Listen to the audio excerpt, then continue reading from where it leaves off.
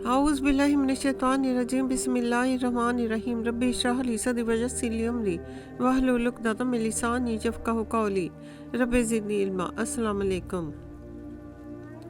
हज़रत मूसा अलैहिस्सलाम की कहानी। जब पुकारा उसको रब ने पाक मैदान में जिसका नाम तुआ था, ए मूसा अलैहिस्सलाम तू जा फ़िरौन के पास, उसने बहुत सर उठा रखा है, बस उसको कह कि तेरा जी चाहता है कि तू संवर जाए और मैं तुझको सीधी राह अल्लाह ताला की राह बताता हूँ। इस पर हज़रत मूसा अलैहिस्सलाम ने जवाब दिया, कहा रब ताला ने कि मूसा अलैहिस्सलाम, यकीनन हम जोर देंगे तुझको तेरे भाई हारून से और फिर मदद देंगे उन लोगों पर तुझको ताकि तू गालिब आए उन पर, और वो मेरी मदद की वजह से तुम पर गालिब ना आ सकेंगे। ये सुनकर हज़रत मूसा अलैहिस्सलाम ने अपने रब से 5 हालतें तलब की। कहा रब ताला ने कि मूसा अलैहिस्सलाम ने कहा, रब्बि इश्रह ली सदरी वयस्सिर ली अमरी वहलुल उक़दतम मिन लिसानी यफ़क़हू क़ौली। जैसा कि कहा रब ताला ने कि कहा मूसा अलैहिस्सलाम ने, ए रब कुशादा कर मेरा सीना कि मैं जल्दी खफा ना हूँ, और आसान कर मेरा काम कि सख्त गिरा खोल मेरी ज़ुबान से ताकि लोग समझे मेरी बात। जैसा कि बताया जा चुका है कि हज़रत मूसा अलैहिस्सलाम की ज़ुबान बचपन में जल गई थी, जिसकी वजह से आप अलैहिस्सलाम साफ बोल नहीं सकते थे। हज़रत मूसा अलैहिस्सलाम की ज़ुबान बचपन में जो जल गई थी, इस ज़ुबान जलने का किस्सा कुछ यूँ है कि बचपन में फ़िरौन को मूसा अलैहिस्सलाम पर शक हो गया था कि ये बच्चा वही बच्चा तो नहीं है कि जिसकी वजह से उसकी सल्तनत तबाह व बर्बाद हो जाएगी। इस शक की वजह से उसने आजमाने के लिए बच्चे के सामने 2 थाल मंगा कर रखे, एक में अंगारे और एक में याकूत रख दिए गए। ये इसलिए किया कि अगर ये बच्चा वही बच्चा हुआ जिससे उसकी सल्तनत को ख़तरा है तो वो समझदार होगा और वो कभी अंगारों में हाथ नहीं डालेगा और वो याकूत ही की तरफ बढ़ेगा। अब क्या था, अंगारे और याकूत देखकर मूसा अलैहिस्सलाम ने याकूत की तरफ हाथ बढ़ाना चाहा, और फिर उसी वक्त हज़रत जिब्राईल अलैहिस्सलाम ने आप अलैहिस्सलाम का हाथ पकड़कर अंगारे में डाल दिया और फिर एक अंगारा पकड़कर आपके मुंह में डाल दिया, जिससे आप अलैहिस्सलाम की ज़ुबान जल गई। और यही वजह है कि हज़रत मूसा अलैहिस्सलाम साफ बोल नहीं सकते थे। इसीलिए हज़रत मूसा अलैहिस्सलाम ने अपने परवरदिगार से दुआ मांगी कि या इलाही ज़ुबान मेरी खोल दे और मेरे वास्ते एक वज़ीर कर मेरे भाई हारून को, जो कि मेरे अहल से हो, और मेरी कुव्वत उसके साथ मजबूत कर दे और मेरे काम में उसको शरीक बना दे, यहाँ तक कि वो शरीक होवे कि मेरी पैगम्बरी में भी, ताकि मैं सही तौर पर तेरी ज़ात पाक का बयान कर सकूं और फिर मिलकर हम तेरी इबादत करते रहें। बेशक तू ही हमको देखने वाला है। ये सुनकर रब ताला ने फरमाया कि कहा रब ताला ने कि मिला तुझको तेरा सवाल, ए मूसा अलैहिस्सलाम, दिल तेरा रोशन किया और काम तेरा आसान हुआ और ज़ुबान भी तेरी बड़ी फसीह की और तेरे भाई हारून को तेरा वज़ीर किया।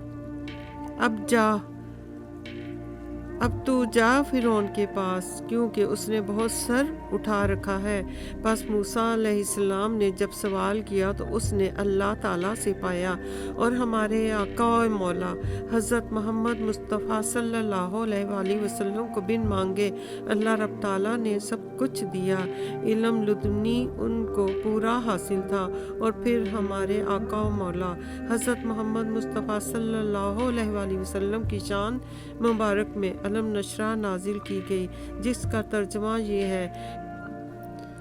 कि क्या हमने नहीं खोला ए मोहम्मद सल्लल्लाहु अलैहि वसल्लम तुम्हारा सीना, अगरचे तुमने मुझसे नहीं चाहा था कि हिल्म व हिकमत से पुर रहे, और उतार रखा हमने तुमसे तुम्हारा बोझ, जिसने तोड़ी थी पीठ तुम्हारी, और बुलंद किया हमने तुम्हारे वास्ते जिक्र तुम्हारा पैगंबरों में और फरिश्तों में नाम तुम्हारा बुलंद किया। और इब्राहीम अलैहिस्सलाम ने भी अल्लाह ताला से हाजत मांगी थी जबकि मक्का मुकरमा की बुनियाद डाली गई थी,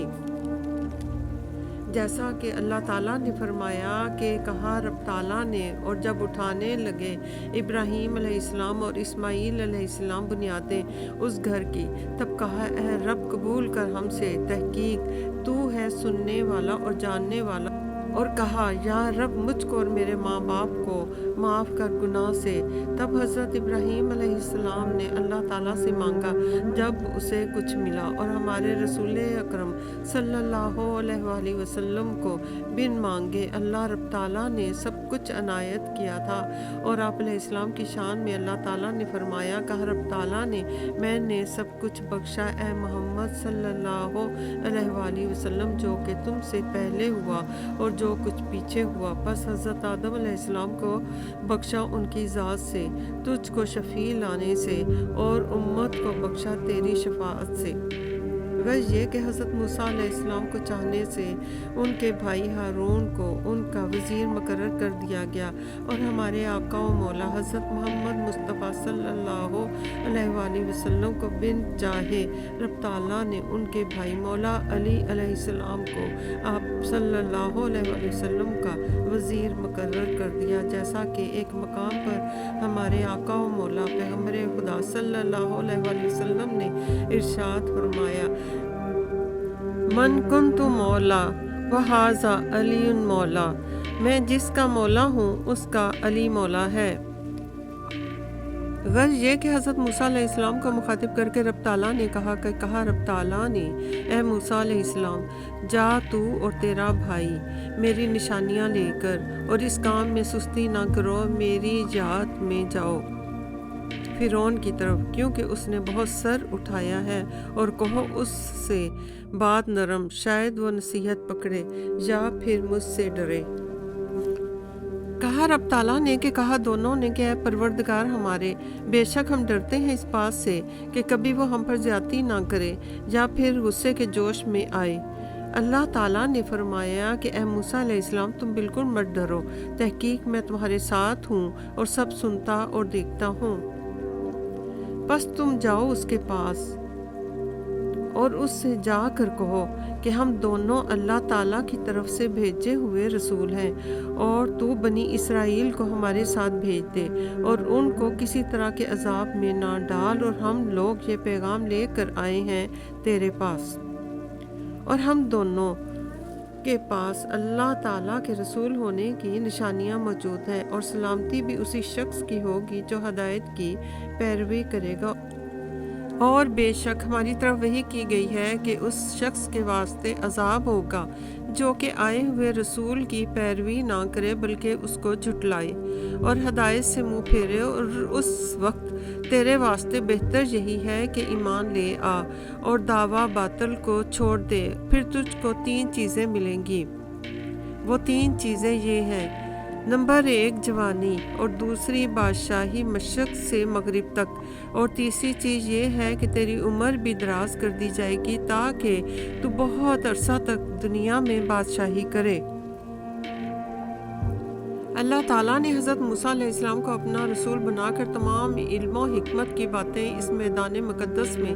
جو کہ کوہ طور پر تھا سکھائیں۔ پھر آپ علیہ السلام کو حکم دیا کہ اب تم مصر میں جاؤ اور فرعون کو ہدایت کی دعوت دو۔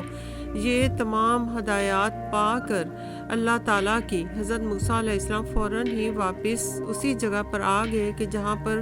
آپ علیہ السلام نے اپنی بیوی صفورہ کو چھوڑا تھا۔ آ کر دیکھا کہ آپ علیہ السلام کے ہاں بیٹے کی ولادت ہو چکی ہے، اور آپ علیہ السلام کی بیوی کی خدمت میں رب تعالیٰ نے حوران بہشت مقرر فرما رکھی ہیں، اور بھیڑیے اور شیر آپ علیہ السلام کی بکریوں کی پاسبانی کر رہے تھے۔ پھر حضرت موسیٰ علیہ السلام پر تمام احوال نبوت جو من جانب اللہ عنایت ہوا تھا، اور جو گفتگو رب تعالیٰ سے کوہ طور پر ہوئی تھی، اور جو حکم اللہ تعالیٰ کا فرعون کے پاس جانے کا ہوا تھا، سب کچھ آپ علیہ السلام نے اپنی بیوی صفورہ کے گوش گزار کیا۔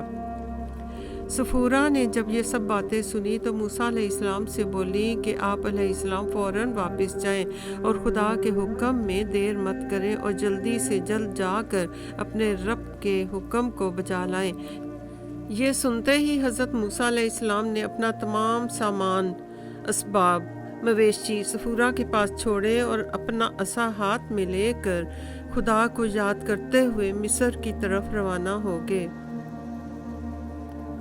اللہ اکبر، لاکھوں درود و سلام ہمارے آقا و مولا حضرت محمد مصطفیٰ صلی اللہ علیہ وآلہ وسلم پر اور تمام انبیاء پر اور تمام فرشتوں پر، تمام اولیاء پر، تمام بزرگان دین اور تمام شہداء پر۔ اللہ اکبر۔ ربنا آتنا فی الدنیا حسنۃ وفی الآخرۃ حسنۃ وقنا عذاب النار۔ اللہ تعالی ہم سب کو حق اور سچ کے ساتھ چلنے کی توفیق عطا فرمائے، آمین یا رب العالمین۔